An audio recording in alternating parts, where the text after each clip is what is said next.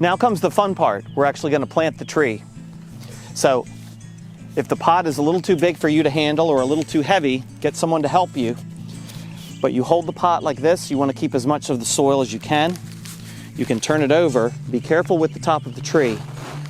And you just sort of slide it out of the pot. Now, if it's dry, you might have soil that crumbles away or, might be loose. This is nice, and you see it's all together in one bundle. You can see all the roots that have grown amidst the soil that was in the pot. So here's the tree that we're going to plant. Now, sometimes with a tree that's grown in a pot, in a container, when the roots get to the edge of the pot, they start to circle around. That's not good for the tree. This is not doing it very much, but what we're going to do as a next step is we're going to loosen the roots and the soil around the edge to make sure that as the tree starts to grow, its roots can easily start to spread out in the soil. We're just going to set it down like this and just sort of gently massage it. If some soil falls away like you see, that's not a big deal.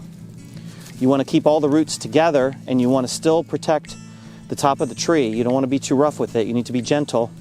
And even on the bottom, sometimes in a container grown tree, the bottom can have a lot of roots, so you want to make sure that those are nice and loose. Here's our tree all ready for planting. So next we're going to place the tree in the hole, in the center of the hole that we dug, and we're going to test it again for depth.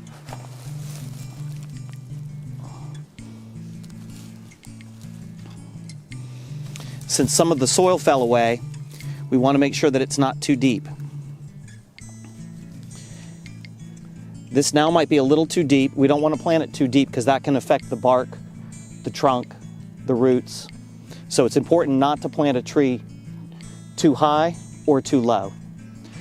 I'm going to take this back out, set it to the side, and put some solid chunks of soil back in here to make sure it has a good resting place on the bottom, but to bring it up a little higher. Sassafras is used to make the original root beer. I can smell the roots of this tree have a root beer smell to them.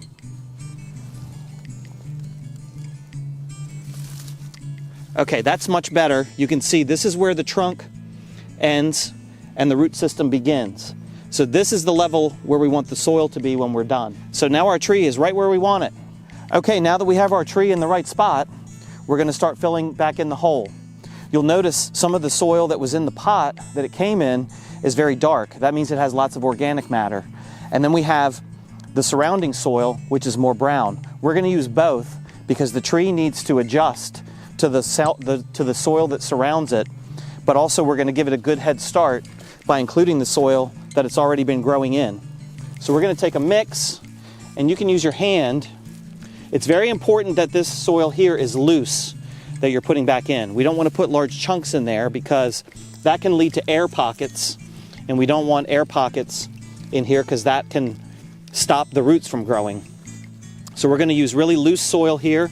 I'm mixing in some of the surrounding soil that we took out when we dug the hole, and then I'm going to add in some of the soil and sort of mix it in with my hands.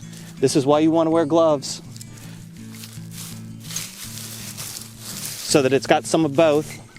You don't really need to fertilize a new tree because we want it to adjust to the surrounding soil conditions anyway.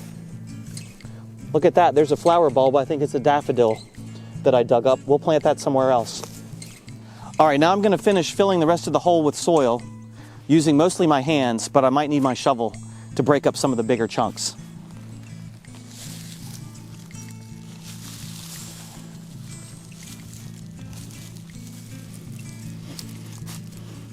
So now we've got most of the soil back in the hole. Of course, we're not going to use all of it because the tree's taking up some of that space, right? So there's no way we can put all of the soil back that we took out because now the tree's in there.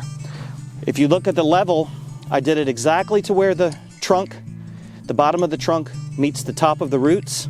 So that's in the right place. We're going to give this a little bit of room. There's a friendly worm right here who's going to help create some air pockets in the soil, and that'll help with water and nutrients. I'm going to smooth this out to make a level surface. So now your tree is planted.